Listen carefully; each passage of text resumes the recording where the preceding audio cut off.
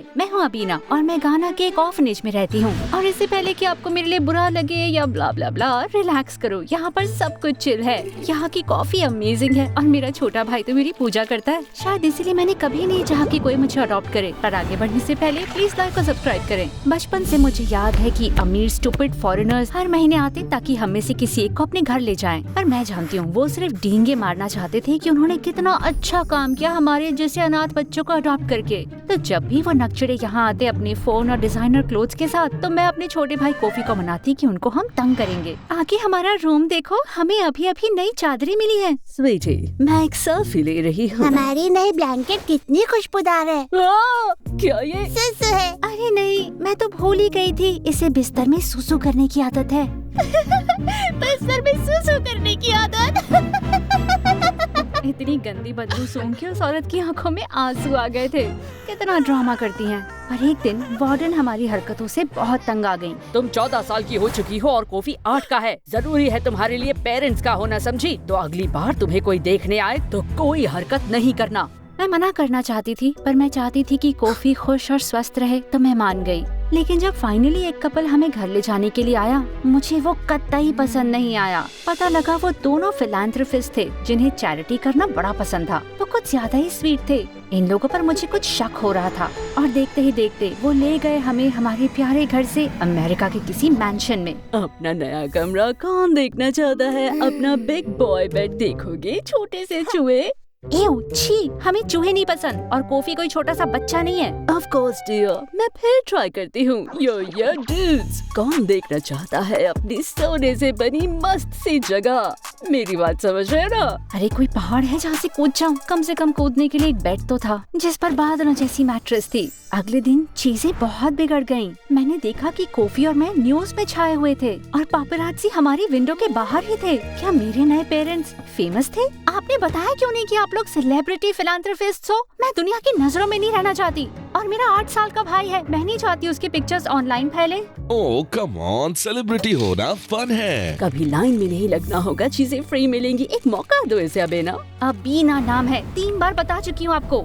जानते हो क्या, मुझे एबी कहो क्योंकि अब तो मैं अमेरिकन हूँ ना। मेरा ऐसा कहना मॉम को बुरा लगा और उस दिन के बाद से चीजें बस बिगड़ती गयीं। मॉम और मेरी हर बात पे लड़ाई होती। जैसे उन्हें गुस्सा आता कि मुझे रिपोर्टर्स को इंटरव्यू देना पसंद नहीं, या मुझे नफरत थी उन $1000 के कपड़ों से जो वो मेरे लिए लाई थी, या फिर ये बात कि वो कॉफी को फैंसी खाना देती रहती जिसकी उसे आदत नहीं थी, जबकि कितनी बार मैंने उन्हें कहा था कि हमें कुछ सिंपल चाहिए। जब तक स्कूल स्टार्ट हुआ मैं थक चुकी थी सारी मीडिया अटेंशन से। मैं नहीं चाहती थी कि स्कूल के बच्चे मेरे पास आए क्योंकि अब मैं वो फेमस गाना की ऑर्फन थी जिससे वो जानना चाहते थे। तो मैंने सोचा क्लास छोड़कर गार्डन में जाके बैठते हैं कि अचानक मुझे एक आवाज सुनाई दी। हे, क्या तुम ठीक हो? मैं मुड़ी तो देखा मेरी उम्र का एक लड़का फटे पुराने कपड़े पहन के खड़ा था और फिनिश में जो मेरे कपड़े थे ना वो भी इससे अच्छे होते थे। नहीं मतलब पता नहीं, मेरे पेरेंट्स बड़े फेमस हैं और तुम्हारी बाइसेप्स बड़ी अच्छी, मतलब कुछ नहीं। वो लड़का हंस पड़ा और अचानक मैं एक अजनबी को मेरी जिंदगी में जो कुछ हुआ वो सब बताने लग गई। पता चला उसका नाम कार्टर है और हम एक ही स्कूल में जाते हैं। वो अक्सर अपनी क्लासेस मिस करता ताकि अपनी नाइट शिफ्ट्स के लिए एनर्जी बचा सके,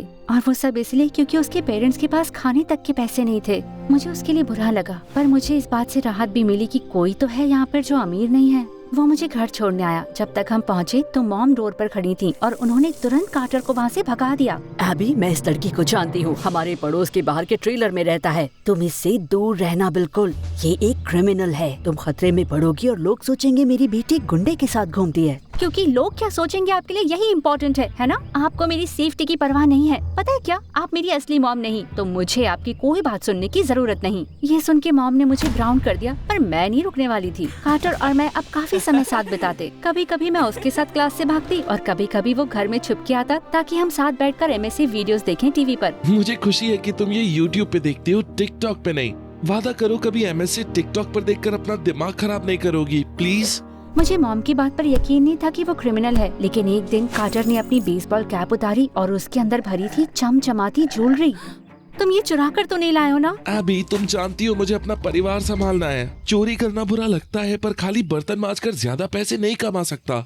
मैं समझती हूँ, पर तुम्हें चोरी करने की जरूरत नहीं, तभी मॉम को तुम क्रिमिनल लगते हो। देखो, मैं उनसे कहूँगी वो तुम्हें पैसे दें। वैसे भी मॉम और डैड को चैरिटी करना बड़ा पसंद है। फिर अचानक कार्टर का चेहरा एकदम सीरियस हो गया। फिर उसने जो बताया उससे मैं चौंक गई। सब जानते थे कि मेरे पेरेंट्स फ्रॉड्स हैं। कॉफी और मैं पहले बच्चे नहीं थे जिन्हें वो घर लाए थे। वो अक्सर बच्चों को 1-2 साल के लिए घर रखते, पब्लिसिटी के लिए उनका इस्तेमाल करके उन्हें कहीं और भेज देते। पर इसका कोई सेंस नहीं बनता। हमें घर लाने पे उन्होंने पेपर साइन किए। तुम्हें यकीन है? क्योंकि उन्होंने अब तक किसी बच्चे को गोद लिया नहीं है। देखो, मुझे सारी चीजें नहीं पता, पर तुम्हें दुखी नहीं देखना चाहता। जानता हूँ काफी कम समय हुआ है, पर मुझे तुम्हारी परवाह है अभी। घर आने पर मैं मॉम डैड से बात करने वाली थी, पर जब मैं पहुंची तो मुझे एक बुरी खबर मिली। कॉफी हॉस्पिटल में था फूड पॉइजनिंग की वजह से, और वो काफी बीमार था। ये सब आपकी गलती है। हजारों बार कह चुकी हूँ कि मेरे भाई को कैवियर जैसा फैंसी फूड मत खिलाओ, क्योंकि उसे इसकी आदत नहीं है। और अब वो बीमार है सिर्फ इसलिए क्योंकि दाल चावल खिलाने में आप लोग की तो नाक कट जाती है ना। अभी इसका दोष हम पर मत डालो। फूड पॉइजनिंग तो किसी भी चीज से हो सकती है। और वो ठीक हो जाएगा। क्यों इतना हल्ला मचा रही हो फूड पॉइजनिंग को लेके? ये फूड पॉइजनिंग के बारे में नहीं है। आप लोग सेल्फिश हो, गैर जिम्मेदार हो। आप लोगों को हमारी परवाह नहीं है। मामा डैड ने मुझसे माफी मांगी, पर मैंने उनकी एक नहीं सुनी। मैं समझ गई थी कि कार्टर सही था। मेरा भाई और मैं इनके साथ सुरक्षित नहीं थे। तो जैसे ही कॉफी ठीक हुआ, मैंने घर से भागने का प्लान बना लिया। कार्टर ने कहा कि मैं और कॉफी उसके घर में आकर रह सकते हैं और वो मदद करेगा नए पेरेंट्स ढूंढने में जो इनके जैसे सेल्फिश ना हो। तो एक रात 1 बजे मैंने अपनी फोन की लोकेशन सर्विस ऑफ की और कॉफी के साथ खिड़की से चुपके से निकल गई। मैं भागना नहीं चाहता। ये लोग अच्छे हैं, हमारा ध्यान रखते हैं। ये अच्छे लगते हैं कॉफी, पर इन्हें हमारी परवाह नहीं है। 1 साल में हम किसी और घर में रहने लगेंगे, देखना तुम। कौन कहता है? तुम्हारा नया बॉयफ्रेंड जिसको जाने हुए तुम्हें 5 मिनट नहीं हुए, और वो एक चोर भी है। तुम सच में इतनी बुद्धू हो क्या? वो चोर बनना नहीं चाहता, उसे अपनी फैमिली का ध्यान रखना है। और मैं एक चोर पर भरोसा कर लूंगी, पर इन पेरेंट्स पर नहीं जो हमें चोट पहुंचा सकते हैं। कुछ मिनट के बाद कार्टर हमें कार से लेने आया, पर कॉफी मुझसे बात नहीं कर रहा था। मुझे बुरा लग रहा था, पर हमें बचाकर मैं सही कर रही थी, है ना?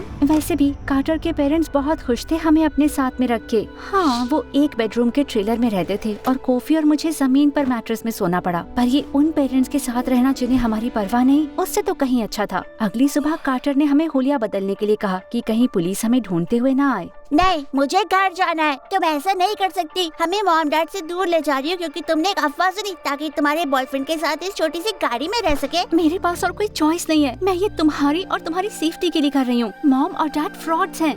क्यों? क्योंकि उन्हें मीडिया में बोलना अच्छा लगता है कि उन्होंने हमें अडॉप्ट किया। तो क्या हुआ? वो हमारा ख्याल रखते हैं, हमें अच्छी जिंदगी दे रहे हैं। तुम बस भागने के बहाने ढूंढती हो 6 साल पहले जो हुआ उसकी वजह से। तभी कार्टर ने मुझसे पूछा कि कॉफी क्या कह रहा है, पर मैं इस बारे में बात नहीं करना चाहती थी। मैंने कार्टर को नहीं बताया कि कैसे एक दिन मेरे पेरेंट्स गुमशुदा हो गए और उन्हें कोई ढूंढ नहीं पाया, और यही वजह थी कि मैं और कॉफी अनाथालय में पले बढ़े। तुम्हें फिर दुख ना हो इसके लिए तुम कुछ भी करोगी। अपने क्रिमिनल बॉयफ्रेंड के साथ रहने को तैयार हो क्योंकि तुमने एक अफवाह सुनी, जबकि दूसरी फैमिली हमारा ध्यान रख रही है। मैं जानती थी कॉफी सही है और शायद कार्टर के साथ रहना सही नहीं था, खासकर क्योंकि जैसे जैसे दिन बीते मैंने जाना कि वो सिर्फ गरीब नहीं है और वो चोरी सिर्फ अपनी फैमिली सपोर्ट करने के लिए नहीं करता। एक दिन मैं सोने जा रही थी कि बाहर हंसने की आवाज आई। मैं बाहर गई तो देखा वो कुछ दोस्तों के साथ तौलिए में ढेर सारा पैसा समेट रहा है। नहीं, ये मत कहना कि तुम एक गैंग में हो।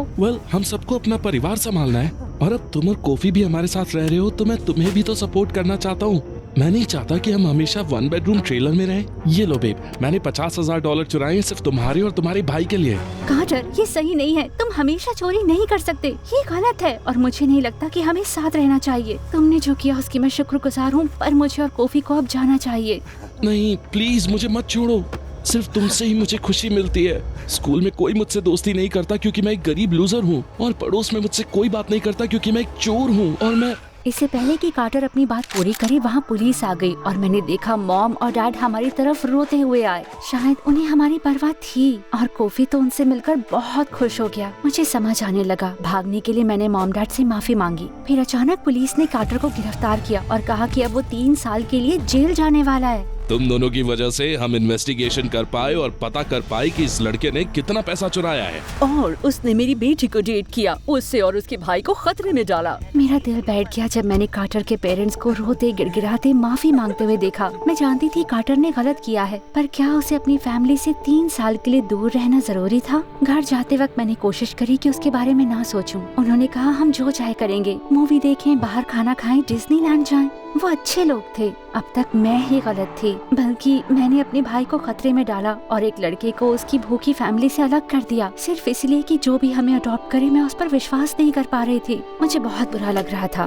अगले दिन मैं फाइनली स्कूल गई और पहली बार कोई क्लास नहीं छोड़ी। हर कोई मेरा दोस्त बनना चाहता था क्योंकि मैं न्यूज में छाई हुई थी और एक नॉन क्रिमिनल को डेट कर चुकी थी। तो एक चोर को डेट करना कैसा होता है? तुमने गाना में कभी चोरों को डेट किया है? क्या ये सच है कि सबकी रॉक हार्ड एब्स होती है?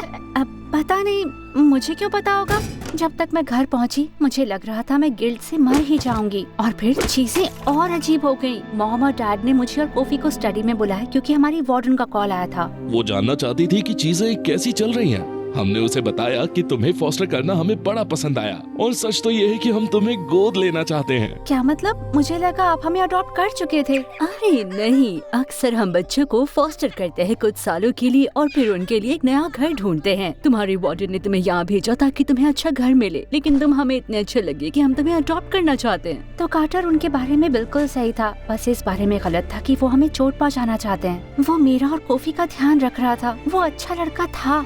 मैं 3 साल उसे जेल में सड़ने नहीं दे सकती। आप हमें अडॉप्ट कर सकती हो, पर एक कंडीशन है, आपको कार्टर की फैमिली की हेल्प करनी होगी। उनके पास खाने के पैसे भी नहीं हैं। यही तो कारण है कि कार्टर ने गैंग ज्वाइन किया और चोर बना। हाँ, उसने कुछ गुनाह किए हैं और मैं उसे अपडेट नहीं करूंगी, पर वो एक अच्छा इंसान है। 3 साल उसे जेल में नहीं रहना चाहिए। हैरानी की बात है कि मेरे पेरेंट्स मान गए। हम चारों साथ गए पुलिस के पास कार्टर के बारे में बात करने के लिए। मेरी नई मॉम ने कार्टर की फैमिली के लिए घर भी खरीदने की जिद की। थैंक्स मॉम, बहुत अच्छी हो आप। क्या तुमने मुझे मॉम कहा? वेल, आपने हमें अडॉप्ट जो किया जबकि मैंने आपके साथ इतनी बदतमीजी की। हम दोनों गले मिले। मुझे बहुत खुशी हो रही थी, पर एक इंसान था जिससे मुझे अब भी बात करनी थी। मुझे माफ कर दो कि मेरी वजह से ये सब हुआ। तुम्हें एक डिसिप्लिनरी स्कूल जाना पड़ेगा, पर कम से कम 3 साल जेल में तो नहीं रहोगे। माफी मत मांगो, यही होता है जब तुम एक गैंग ज्वाइन कर लो। मेरा ध्यान रखने के लिए शुक्रिया अभी। जानता हूँ हमें ब्रेकअप करना है, पर कम से कम हम दोस्त तो हैं। एक्चुअली मेरा असली नाम है अबीना। आज से मुझे ये क्यों नहीं कहते?